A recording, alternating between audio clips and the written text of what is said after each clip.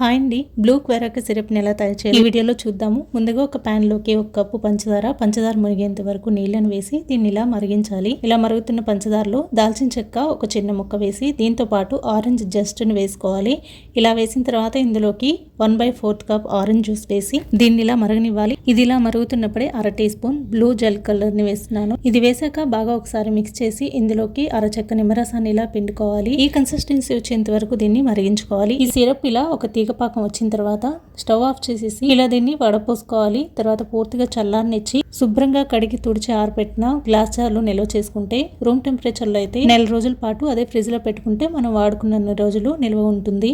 దీన్ని నేను ఒక లాంగ్ వీడియో కింద కూడా చేస్తున్నాను. మీరు దాంట్లో వివరంగా దీని గురించి చూడొచ్చు.